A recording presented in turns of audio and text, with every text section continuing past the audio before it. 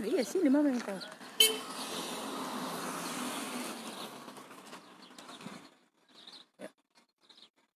Shalom. Di belakang saya adalah bukit yang diyakini di mana Tuhan Yesus dicobai oleh iblis, di mana iblis meminta Yesus setelah dia berpuasa 40 hari 40 malam merubah roti, batu-batu itu menjadi roti. Nah, kita tahu sebelum Yesus pergi ke bukit pencobaan ini, dia dibaptis oleh Yohanes Pembaptis di Sungai Yordan di depan saya. Setelah itu dia dibawa ke bukit pencobaan. Dan di sini Yesus bisa mengalahkan iblis. Sekalipun dia dalam keadaan lapar, tetapi dia tidak tergoda oleh tawaran iblis untuk merubah batu-batu itu menjadi roti supaya dia bisa memakannya. Ini juga yang perlu kita teladani sebagai orang percaya, di mana pada zaman ini iblis menggoda banyak anak-anak Tuhan melalui hal-hal yang duniawi, hal-hal yang kedagingan. Jangan biarkan hanya untuk makan kita menyangkal Yesus. Jangan biarkan hanya untuk jabatan, supaya kita dapat jabatan, maka kita meninggalkan iman kepada Yesus. Jangan hanya karena ingin kaya, sehingga keinginan untuk kaya itu membuat kita tidak lagi mengutamakan nilai-nilai firman Tuhan. Atau intinya, jangan sampai karena keinginan dunia, keinginan mata, keinginan daging, keangkuhan hidup, membuat saya dan saudara akhirnya tidak hidup dalam kekudusan. Padahal berkat yang terbesar dalam hidup ini telah saya dan saudara terima ketika kita percaya kepada Tuhan Yesus sebagai juru selamat kita secara pribadi. Yesus mati atas kayu salib untuk menanggung dosa-dosa kita. Dia bangkit dari kematian, dia naik ke surga, dan dia memberikan harta yang paling indah bagi kita, yaitu Roh Kudus. Roh Kudus diberikan kepada kita sebagai jaminan bahwa kita itu pewaris kerajaan surga. Hidup ini hanya sementara. Ketika kita mati, kita langsung masuk ke dalam kekekalan bersama-sama dengan Yesus. Yohanes 14 ayat pertama berkata, dia sudah menyediakan rumah bagi kita di surga yang mulia. Untuk itu, biarlah dengan pertolongan Roh Kudus kita mengalahkan setiap cobaan-cobaan yang datang dalam hidup ini. Daging memang lemah, tetapi ingat, roh itu penurut. Dan roh yang ada dalam diri kita lebih besar daripada roh yang ada di dunia ini. Firman Tuhan berkata, kepada kamu dikaruniakan bukan hanya untuk percaya, melainkan menderita bagi Yesus. Adalah panggilan bagi kita orang percaya dalam hidup ini.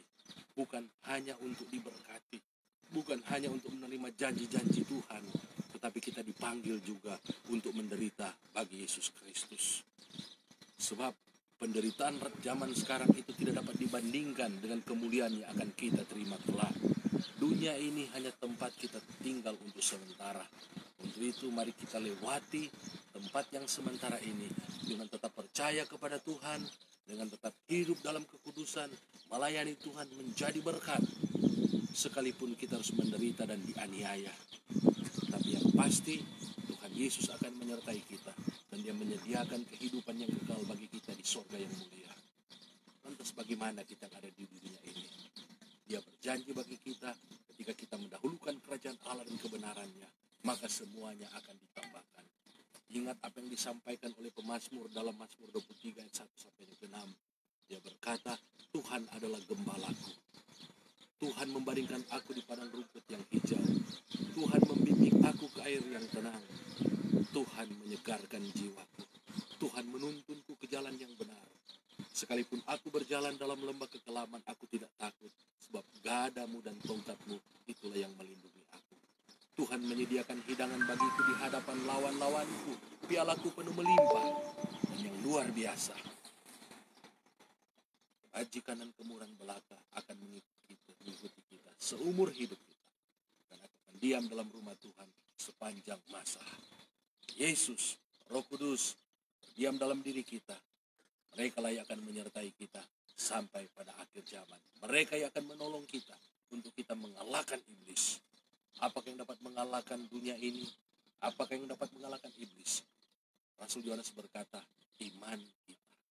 teman saya dan saudara, jika kita memiliki iman yang sebesar biji sesawi, bahkan firman Tuhan berkata, kita bisa memerintahkan gunung itu pindah.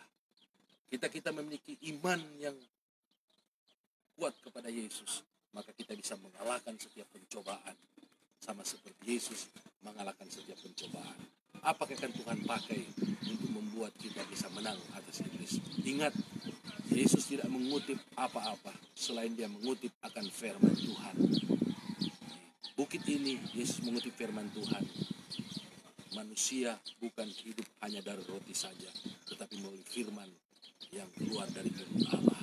Dia mengalahkan cobaan iblis itu dengan firman Allah. Demikian juga dengan kita. Firman Allah yang kita baca, yang kita renungkan, yang kita perkatakan, itu akan mengalahkan iblis yang mencobai kita di dalam kehidupan ini. Sehingga kita akan menjadi pemenang. Bahkan Roma pasal yang ke-8 ayat 31 berkata, kita lebih daripada pemenang oleh karena Tuhan Yesus Kristus. Tuhan Yesus kiranya memberkati kita semua yang mendengarkan renungan kebenaran firman Tuhan di depan bukit pencobaan. Haleluya. Amin. Shalom. Haleluya.